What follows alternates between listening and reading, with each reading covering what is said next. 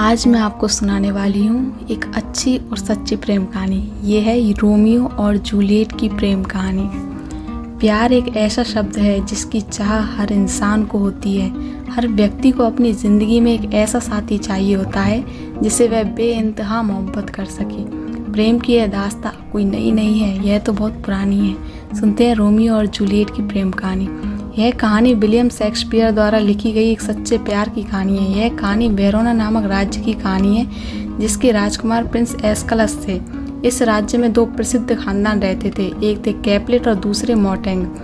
दोनों खानदान हमेशा एक दूसरे को नीचा दिखाने के लिए आपस में लड़ते रहते थे।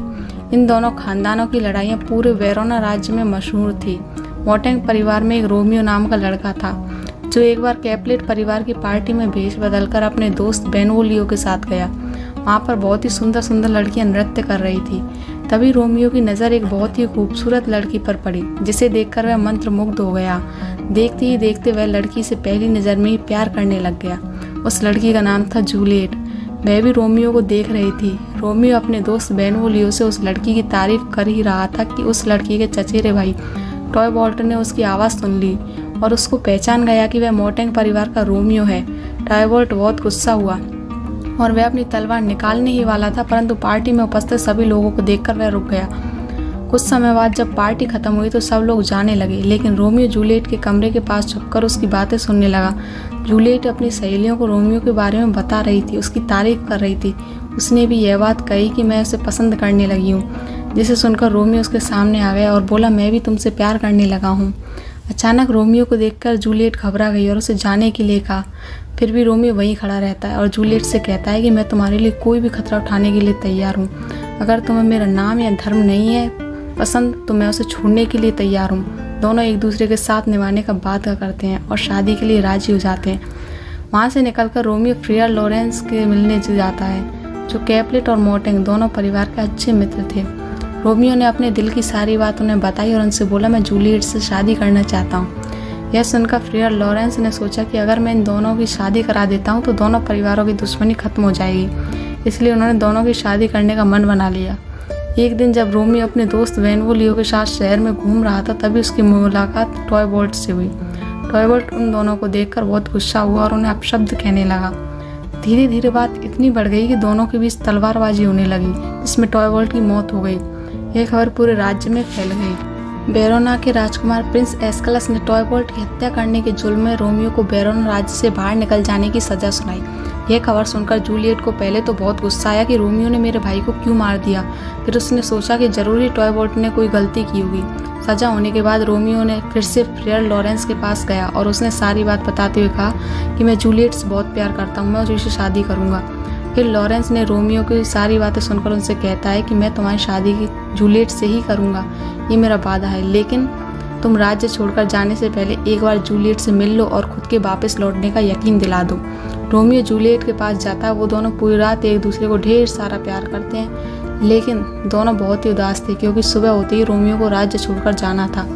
अगले दिन जब रोमियो तो जूलियट के माता पिता ने उसको बताया कि उसकी शादी एक पेरिस नाम से लड़के का करने का निश्चय लिया है। जूलियट ने टॉयबॉल्ट की मौत का बहाना बनाते हुए शादी से इनकार कर दिया, परंतु उसके माता पिता ने उसकी एक नहीं सुनी और कहा कि पेरिस के साथ तुम्हारी शादी इसी हफ्ते होगी। यह सुनकर जूलियट बहुत बेचैन हो गई। उसे कुछ भी समझ में नहीं आ रहा था कि वो क्या करे। बहुत परेशान होकर जूलियट भी फ्रियर लॉरेंस के पास गई और अपनी सारी बात उनसे बताई। फ्रियर लॉरेंस ने जूलियट की सारी बात सुनने के बाद उससे कहा कि तुम अपने घर जाओ और मैं तुम्हें एक दवा देता हूँ जिसे तुम शादी के एक दिन पहले खा लेना। उसके बाद 42 घंटे तक तुम्हारी सांसें रुक जाएंगी, जिसके कारण तुम्हारे परिवार वाले तुम्हें राज्य के कब्रिस्तान में दफनाएंगे। थोड़ी देर बाद मैं और रोमियो आकर तुम्हें निकाल लेंगे, फिर तुम दोनों शादी करके इस राज्य से चले जाना। जूलियट दवा लेकर घर चली जाती है और पेरिस से शादी करने के लिए हाँ कर दिया। जब पेरिस जूलियट को लेने आने वाला था उस दिन पहले वाली रात को जूलियट ने दवा खा ली। सुबह जब पेरिस आया तो उसने देखा कि जूलियट की मौत हो चुकी थी। उधर फ्रियर लॉरेंस ने रोमियो को लेने के लिए एक दूत भेजा था, लेकिन उससे पहुंचने से पहले जूलियट की मौत की खबर रोमियो को मिल चुकी थी। रोमियो यह खबर सुनकर बहुत बेचैन हो गया और सोचता है कि अब मैं भी मर जाऊंगा। वह कब्रिस्तान की तरफ निकल पड़ता है और रास्ते में एक जहर की बोतल ले लेता है। कब्रिस्तान पहुंचकर वह ताबूत खोलने की कोशिश करता है, जिसे देखकर पेरिस उसे रोकता है, लेकिन वह नहीं मानता। रोमियो ताबूत खोलकर जूलियट को जी भर देखता है, उससे प्यार करता है। फिर वो सोचता है कि जब मेरी जूलियट ही इस दुनिया में नहीं रही तो मैं यहाँ रहकर क्या करूँगा। वह जहर निकाल कर पी लेता है जिससे वह मर जाता है। थोड़ी देर बाद जब जूलियट को होश आता है तो वह देखती है कि उसका रोमियो मर चुका है।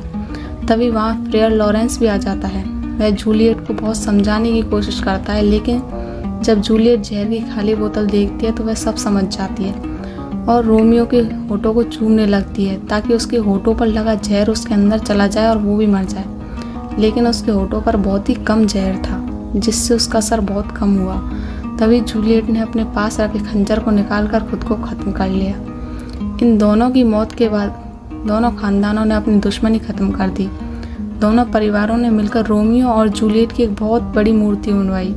इसी वजह से आजकल के रोमियो भी अपने सच्चे प्यार का एहसास दिलाने के लिए रोमियो और जूलियट की कस्में खाया करते हैं। आपको ये कहानी कैसी लगी मुझे कमेंट सेक्शन में ज़रूर बताएं।